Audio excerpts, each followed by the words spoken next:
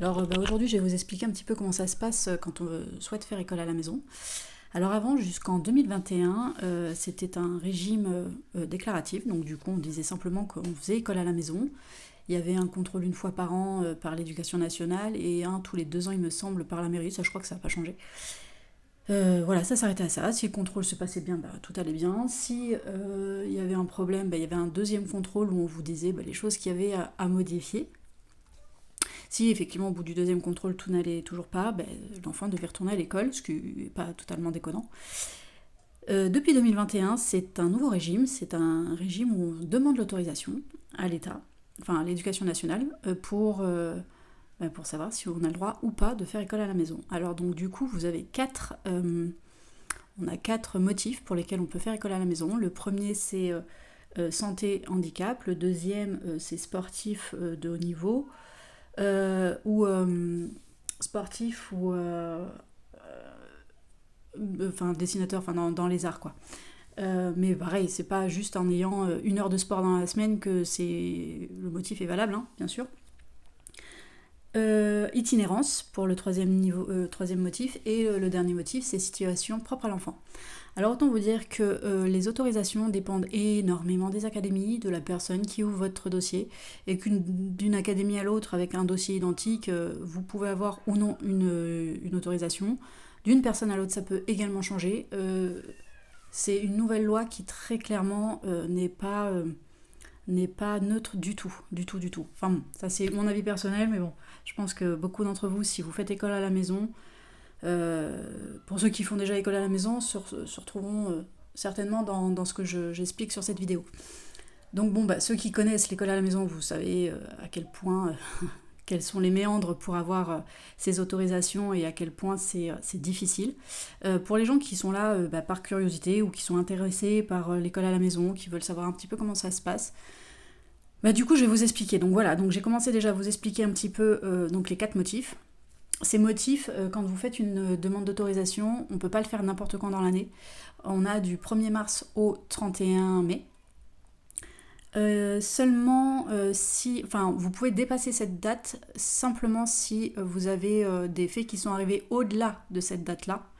Et en général, c'est pour le motif 1. C'est-à-dire que si effectivement, au-delà du 31 mai, vous avez un psychologue, un psychiatre, parce que psychologue, c'est pas assez pour eux, un psychiatre, pardon, qui apporte un document qui dit que votre enfant, ça serait peut-être plus recommandé, enfin, qu'il fasse école à la maison, là, ça peut passer.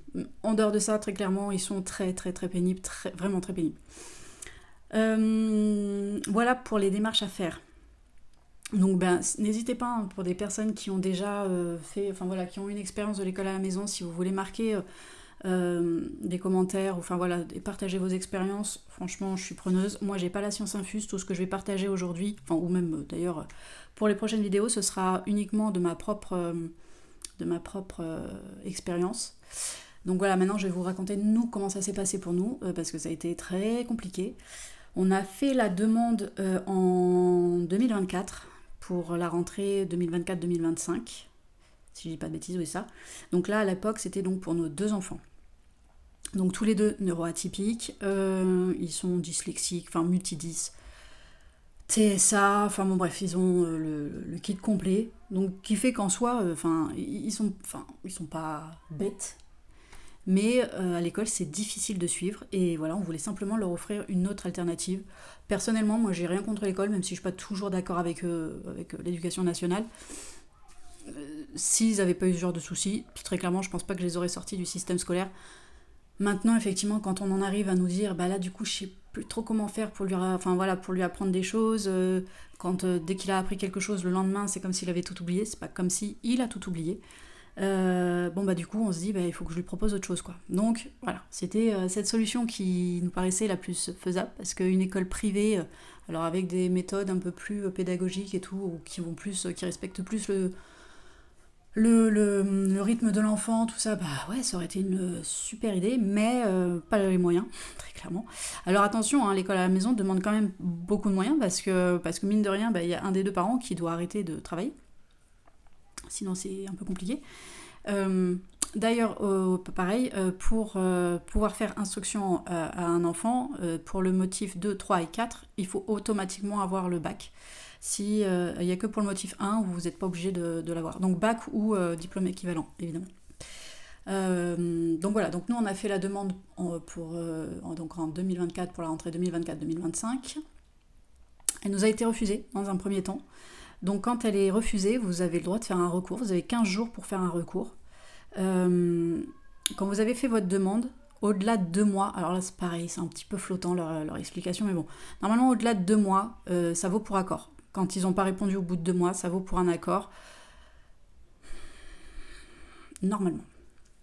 Donc nous, on a eu notre réponse dans les 2 mois, ils avaient refusé. Donc on a fait un rapport, donc le rapport obligatoire donc avant d'aller au tribunal.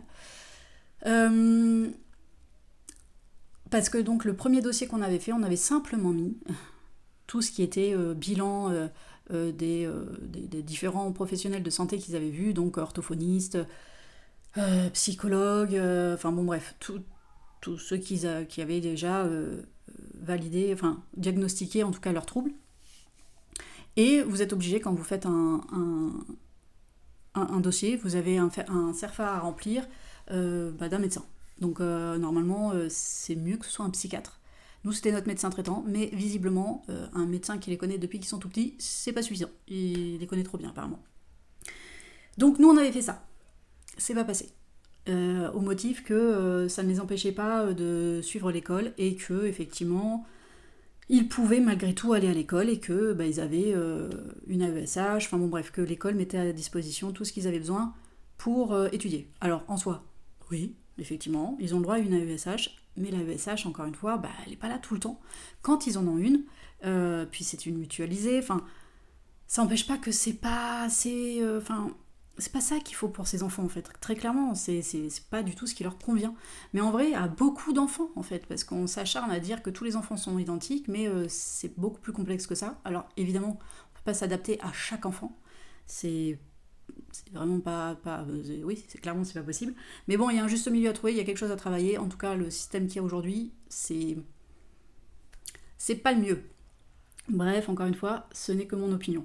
Bref, donc premier refus. Donc on fait un rapport dans les 2 semaines. On a été entre-temps voir un psychiatre, puisque psychologue ne suffisait pas. Un psychiatre qui, lui, pour le coup, les a vus 2 fois dans les 15 jours pour quand même essayer de poser un diagnostic assez le plus précis possible. Et pour le coup, lui nous a bien aidé en faisant un courrier en disant effectivement, je pense que ça peut se tenter, quoi. L'école à la maison, ça peut être quelque chose qui est plus adapté à leurs besoins, et nous a fait donc un courrier qui allait dans ce sens-là. On a tout envoyé dans les délais, et malgré ça, notre rapport a malgré tout été refusé. Alors là, autant le premier, je savais que j'y allais un petit peu léger, je savais que juste le médecin traitant, juste les bilans, c'était pas assez. Donc, psychiatre, ok, on a fait cette case-là. Autant vous dire que 2 rendez-vous de psychiatre en 15 jours, je vous annonce pas le prix, qui n'est pas remboursé, qui n'est rien du tout, enfin bon bref, donc c'est pas grave, on l'a fait. Et quand ça passe pas, on se dit mais pourquoi ? Qu'est-ce qui s'est passé ? Donc en fait, du coup sur le coup je me t'ai dit on va s'arrêter là, ça sert à rien, on va pas aller au tribunal, on n'a pas les moyens. Et puis finalement j'ai appris peu de temps après qu'en fait on peut y aller sans avocat. Donc je me suis dit on va tenter le tout pour le tout, on verra bien ce que ça donne. Et du coup on a été jusqu'au tribunal. Ils n'ont pas été spécialement cool parce que donc du coup j'ai préparé tout mon dossier pendant les vacances. On avait une date d'audience qui était, il me semble, au départ le 6 septembre, pardon. Très peu de temps après la rentrée, enfin bon bref, dans les 15 premiers jours de rentrée. Et au final, normalement on a 3 jours avant la date la date de l'audience pour envoyer tout ce qui est document. Et en fait, ils ont répondu vraiment au tout dernier moment, ça a fait que ça a décalé l'audience pour que moi je puisse répondre à leur mémoire. Dans leur mémoire, ils continuent à affirmer que non, les enfants peuvent aller à l'école, il n'y a aucune raison qu'ils fassent école à la maison. Bon, donc du coup j'ai dû répondre à leur mémoire, et en fait je me suis aperçue, alors je sais pas ce qui s'est passé, mais qu'en vrai le rapport n'a pas tellement été lu, parce que en gros il s'appuyait encore sur la réponse du premier refus. Donc ce qui n'était pas très cohérent, puisque dans le deuxième, on avait quelque chose qui précisait que normalement le médecin, en ayant lu ça, il ne peut pas dire non. Le médecin de l'éducation nationale, il n'est pas au-dessus d'un psychiatre en fait. Donc ça n'avait pas tellement de sens. Bref, on l'a envoyé. Et au final, du coup, on a eu raison. Enfin, le tribunal nous a donné raison. Donc du coup, on a pu les sortir, je sais pas, peut-être un mois après la rentrée. Donc pour les enfants, c'était top. Là, le bien-être de l'enfant est bien évidemment mis en avant, il n'y a pas de problème. Et donc du coup, notre aventure en IEF a commencé à partir de là. Donc du coup, là, avec Nélia, du coup, c'est la deuxième année. On a eu l'autorisation pour l'année prochaine. Donc voilà pour l'autorisation. Donc si vous avez des questions, si vous avez vous-même des choses à partager au niveau de votre vécu, j'attends de vous lire. Très bon après-midi à vous et bon week-end. Au revoir.